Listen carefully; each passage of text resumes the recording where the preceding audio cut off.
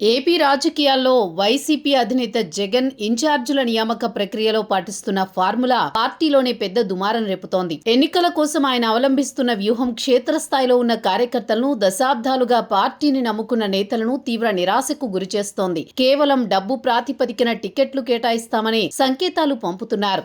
పార్టీని కాపాడుకోవాలంటే డబ్బు తప్ప ఏది అవసరం లేదని జగన్ అనుకుంటున్నారు. నియోజకవర్గాల్లో ఆర్థికంగా బలంగా ఉన్నవారు, ఎన్నికల ఖర్చును భరించగలిగేవారు వస్తే వారికే ఇన్ఛార్జి పదవులు, తద్వారా టికెట్లు ఖాయమని ఆయన స్పష్టం చేస్తున్నట్లు తెలుస్తోంది. రాజకీయం అంటే ప్రజాసేవ కాదు, అది ఒక వ్యాపారం అన్నట్లు జగన్ వ్యవహరిస్తున్నారని సొంత పార్టీ శ్రేణులు మండిపడుతున్నారు.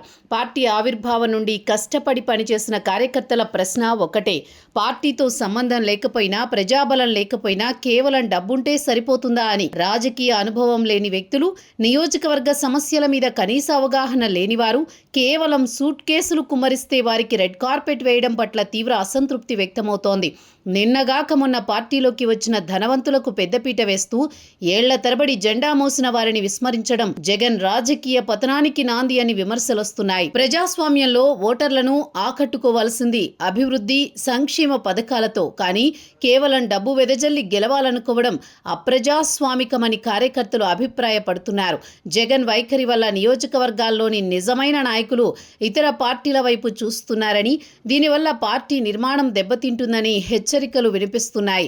ప్రజలతో సంబంధం లేని పెట్టుబడిదారులను అభ్యర్థులుగా నిలబెడితే ఓటర్లు వారికి తగిన గుణపాఠం చెబుతారనే భయం కూడా పార్టీలోని కొందరు సీనియర్లలో నెలకొంది.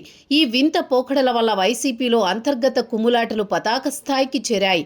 ఒకవైపు ఆర్థిక బలమున్న అభ్యర్థుల కోసం జగన్ వేట సాగిస్తూ ఉంటే, మరోవైపు టికెట్లు దక్కవని భావిస్తున్న సిట్టింగ్ ఎమ్మెల్యేలు, సీనియర్ నేతలు తిరుగుబాటు జెండా ఎగరవేస్తున్నారు. ప్రజా సమస్యలను పక్కన పెట్టి కేవలం అభ్యర్థుల ఆర్థిక స్తోమత మీదే జగన్ దృష్టి సారించడం వల్ల పార్టీ క్యాడర్ మానసికంగా కృంగిపోతోంది. ధన రాజకీయాల వల్ల జగన్ ఆశించిన ఫలితం దక్కుతుందా, లేక పార్టీ పునాదులకే ఎసరు పెడుతుందా అనేది కాలమే నిర్ణయించాలి.